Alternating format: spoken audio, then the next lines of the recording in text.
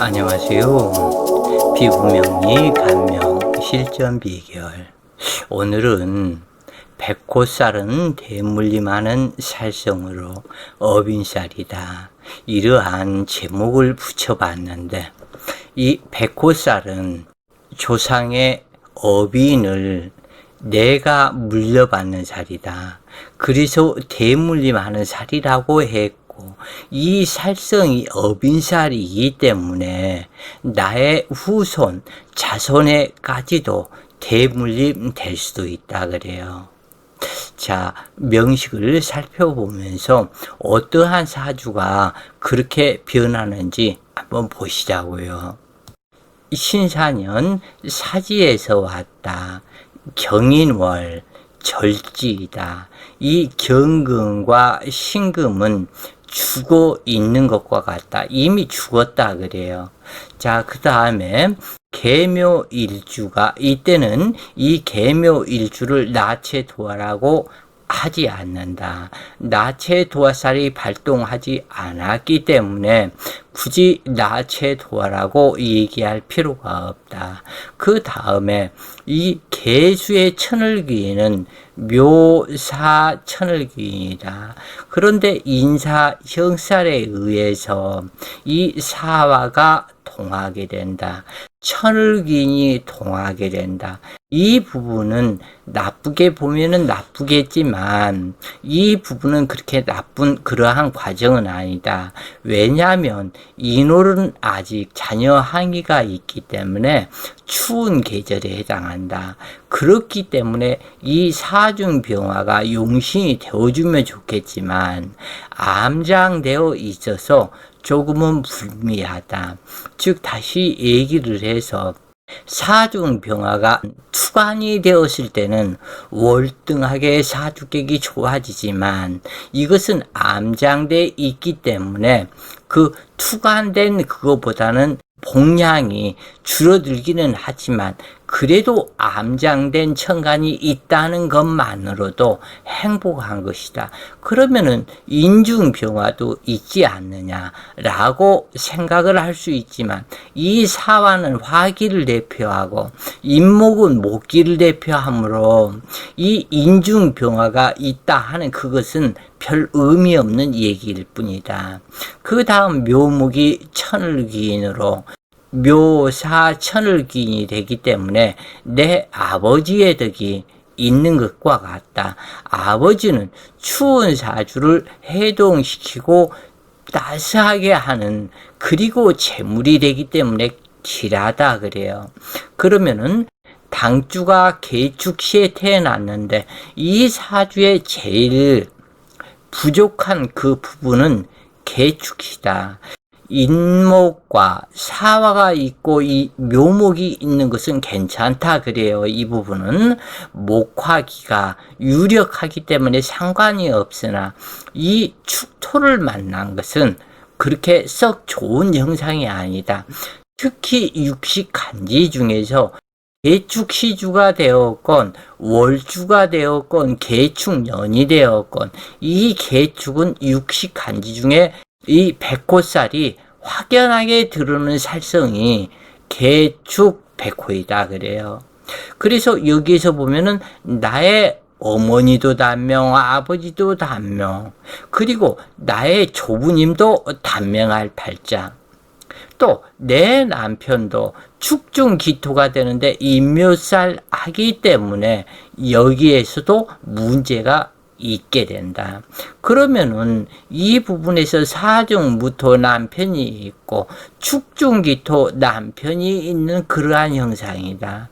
계묘일주에서 이 묘 중에 어떠한 관살 성분을 암장하고 있지 않았기 때문에 이 사중무토와 축중기토를 여기서 찾게 된다. 그런데 이 개축백호는 다른 일주하고 틀리 어빈살을 대물림하는 이 부분이 상당히 강하다 그래요. 필자가 그 오랜 시간 동안 감명하면서도 보면은 의학으로 풀 수 없는 그러한 불치병을 안고 있는 경우가 이 개축백호에 있더라. 그래서 이 계축백호가 사주를 문제를 만든다 그래요. 그래서 이 사주는 사중의 경금으로 통근을 하고 이 축토에서 또한 경금이 통근하고 신금이 통근하고 계수가 통근하게 되니 결코 신약한 사주는 아니다.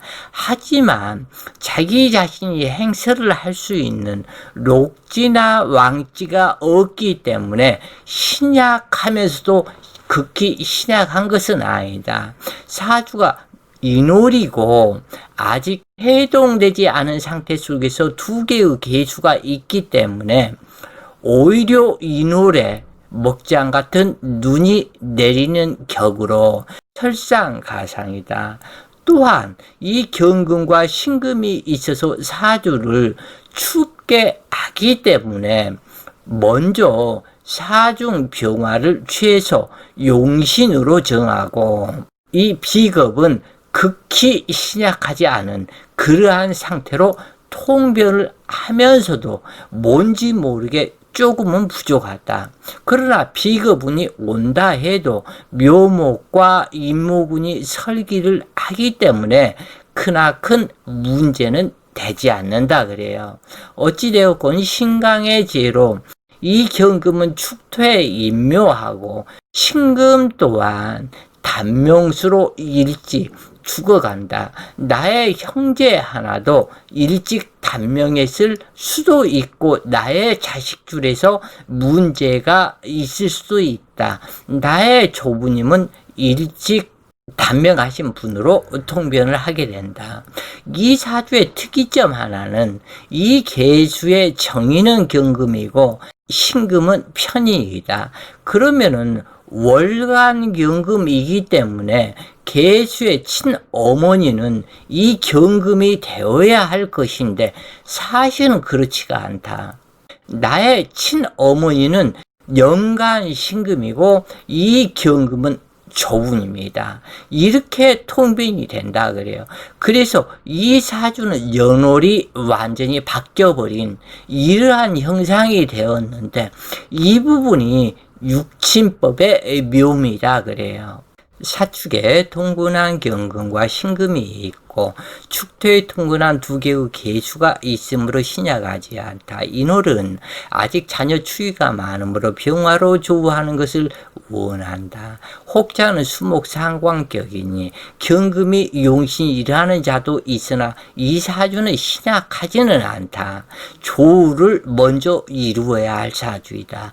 그러므로 사중 병화가 용신이 되는데 자연법으로 보는 인월계수는 아직 자녀 하기가 심하므로 병화로 따스하게 하고 따스한 토기인 술토나 미토 중 한 글자가 있는 것이 좋으며 습토인 진토나 축토는 한랭하게 하기 때문에 큰 도움이 되지 않으며 인월에 태어난 계수는 신강 신약에 상관없이 병화와 조토 한 글자가 있어야 평안한 삶을 이루게 된다.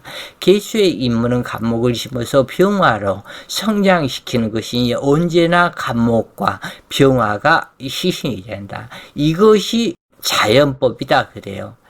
어찌 되었건 일간이 시작하다면 일신이 자유롭지 못하므로 경금보다는 유력한 신금이 있어서 숙이 원청이 되어야 기하게 되는데 이 사주는 인수혼잡이다. 그런데 만약 화기가 왕성하다면 이때는 진토가 있는 것이 첫 번째요. 축토는 두 번째이다. 이 축토는 자갈이 섞인 한랭한 땅으로 목기가 원만한 성장을 이루기는 어렵지만 배수가 잘 되는 특징이 있으나 목기가 거목으로 성장하기는 어려운 돌산에 해당한다. 배수가 잘 되는 땅이라는 것은 물 빠짐이 잘 되기 때문에 이 배수가 잘 되는 땅에 과일 나무를 심으면 과일이 아주 많이 열리고 좋다고 그래요. 그러나 과일나무는 과일나무일 뿐이지 이 나무가 거목이 되지는 못한다. 즉 거목이 되어서 100년, 1000년 변함없는 그 목기로 절간에 기둥이 되어서 언제까지 남아있기를 원하는 것이 목기의 특징이 되는데, 이 목기를 배수가 잘 되기 때문에 이것은 화분도 될 것이고 또는 화단도 될 것이고, 이러한 부분이 되기 때문에 큰 나무를 심어서 거목이 되는 그 기쁨은 없다고 그래요. 거목이 아니기 때문에 중고등학생을 가리키지 못한다.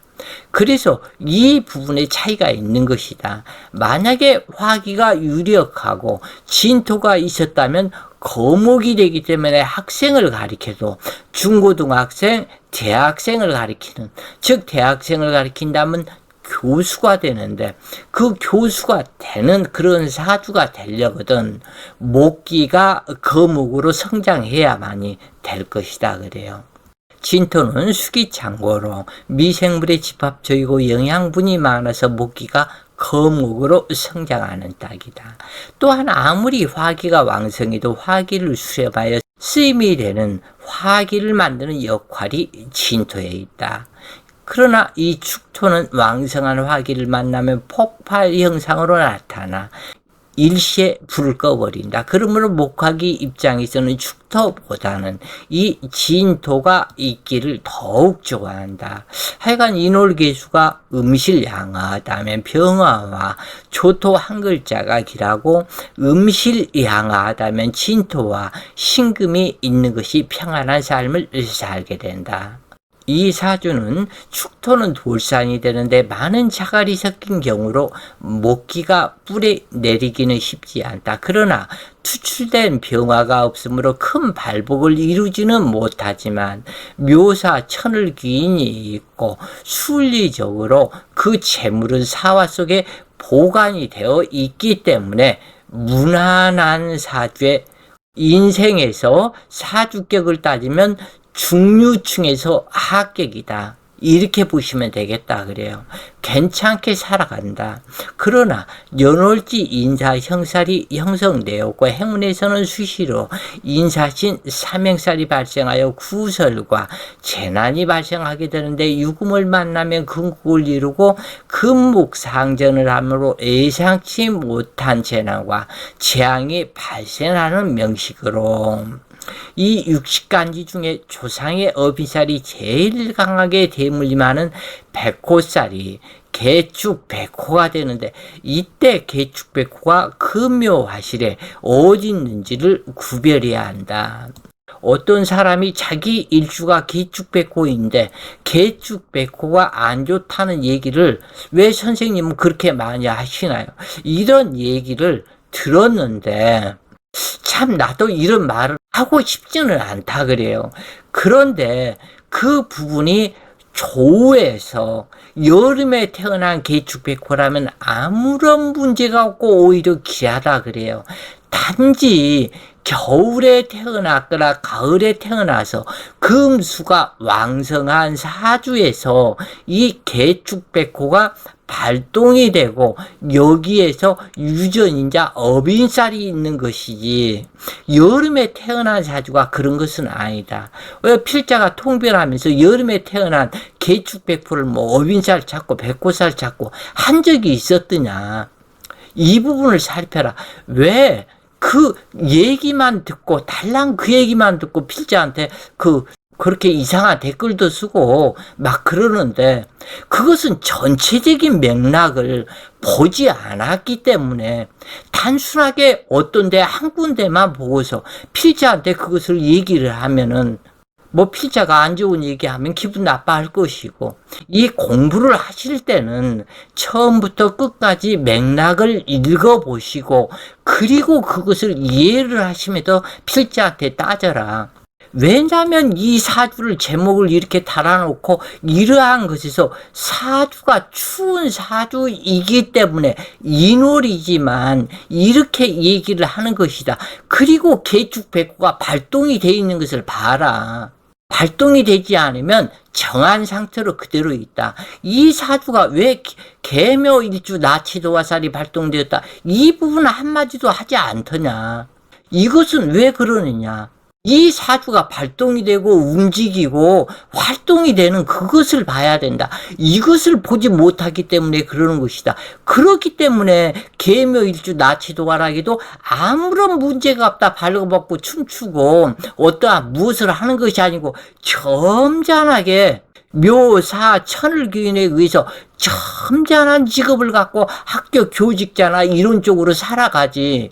이런 사람이 나체도화가 발동이 되었다면 뭐 무용 강사나 수영 선수나 뭐 등등등 옷 벗고 춤추고 자기 신체를 자랑하는 것에 능한 부분이 되지만 이것은 그러한 상태가 아니다. 그런 얘기예요. 개축백골은 여기에서 발동이 되었기 때문에 얘기하는 것이다. 그래서 발동이 되었는가 되지 않았는가. 발동이 되었을 때는 흉액이 나타나는 것이고 발동이 안 되었을 때는 얌전하다. 어떠한 특정 대운이 와서 발동을 시켰을 때 이때 문제가 되는 것이다. 그런 얘기예요. 당주는 시주인 개축백호살은 자식에게 대물림하는 백호살로서 자식을 낳은 후에 백호살 발동으로 나타난다. 이 다시 얘기를 해서 대물림하는 것도 되기도 하고 안 되기도 하고 백호살이 나타나기도 하고 안 나타나기도 하고 또는 이 백호살이 시주에서 공망이 되면 또 그 성분이 틀리다 그래요. 그래서 이 부분을 알아야 된다. 어떻게 작용이 되고 나타나는가. 이 사주는 유산 낙태 또는 난산이 될 염려가 있게 되는데 그러므로 당주와 같이 시주가 백호살인 여명들은 자 시주가 이 부분에서 그랬죠. 시주가 백호살이지만 내 사주에서 자식들은 백호살에 아무런 문제가 없다. 그렇지만 시주가 백호살이기 때문에 시주 자식을 낳을 때 난산에 염려가 있게 되므로 그래서 이런 여명들은 시주가 백호살인 사람들은 꼭 좋은 날 태기를 받아서 개복수술로 좋은 사주를 만들어서 태어나도록 해야 일생 근심 걱정이 줄어들게 되는데 자칫 불구자식 하나 낳아놓고 평생 그 자식 때문에 죽을 때도 눈 제대로 감지 못하고 죽는 사람이 한두 사람이더냐. 필자의 말을 믿어봐라. 특히 이 개축백호는 그렇다 그래요.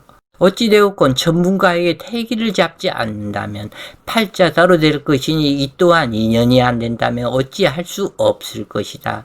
이 백호살의 특징은 기운이나 흉운에 상관없이 혈광사로 나타난다. 이 어떤 여긴이 글을 쓴 것 보니까 백호살은 용신대운에서는 안 나타난다고 그러는데 전혀 어림없는 소리다. 대운에 상관없이 나타나는 것이 백호살이다. 이 사주에서는 본인이나 형제, 남편성에 해당하는 기토 역시 혈광사에 노출되었고 이 경금과 신금이 또한 단명으로 백호살에 노출되었고 경금은 절신, 신금도 사지. 그렇기 때문에 이거에서 문제가 되는데 인묘살에 당하고 신금은 절신과 사신에 당하는 이유가 여기에 있다.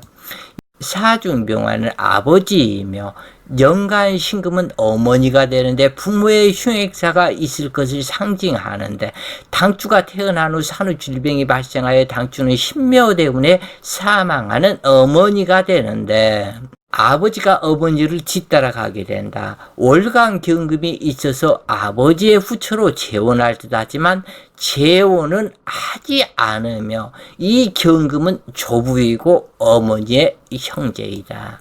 이 필자가 펼치는 통변술에 관심 있게 볼 것은 인연법과 육친법이 되는데 이 부분이 바뀌고 또 바뀌니 이 부분을 아셔야 된다 그래요. 이 경금은 월천간이고 정인이니 어머니가 되어야 하는 것 아니냐고 반문할 사람이 있는데 필자는 연간신금이 어머니고 월간경금은 조부라 했다. 그것에 대한 이유는 무엇일까? 이런 것을 정확하게 아는 것이 깨달음이 있는 공부이다. 당주는 신대운 7세 정해년 어머니와 사별했고 묘대운 9세 경인년 아버지를 사별했다. 이 9살 그리고 7살의 아버지 어머니를 사별하게 되니 얼마만큼 외롭고 힘들었겠느냐, 어린아이가. 그 후에 외할머니 집에서 성장했다. 계수가 축토의 통근처이고 이 외할머니 집에서 성장한 이유는 이 계수가 축토의 통근처이고 축중기토가 외할머니이기 때문에 이 외할머니 집에서 성장을 한 것이다. 사중부터는 남편이 되는데 축중기토가 관성의 대표이니 기토가 남편이지만 시간 계수의 남편이 되니 한 여자와 문제가 있었던 남자이다. 이 사주는 부부 이별하게 되면 시간 계수 본처를 찾아가는 남자이거나 100살의 흉액을 당한 남자이다.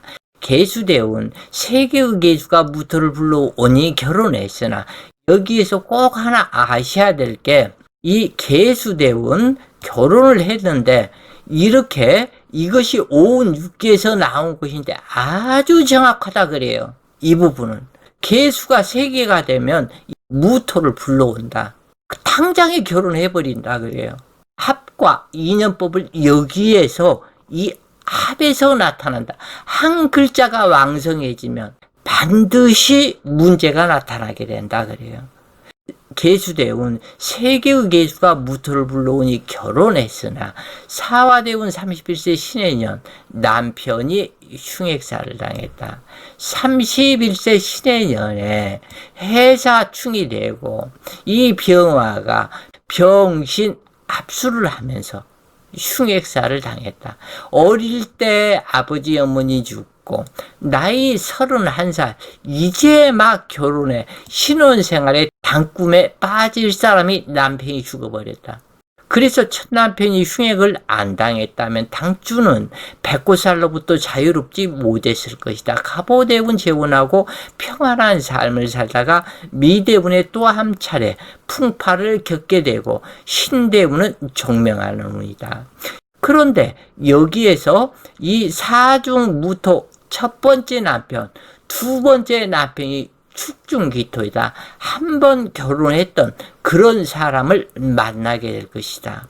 이것이 정해진 팔자이고 운명이며 이 시간의 계축백호 이것은 내 자식궁에 대물림 하늘살성이 계축백호이다. 이렇게 아시면 되겠다 그래요. 자, 오늘 공부가 여러분들 공부에 도움이 되셨기를 바라요. 오늘 또 좋은 시간 되세요. 파이팅!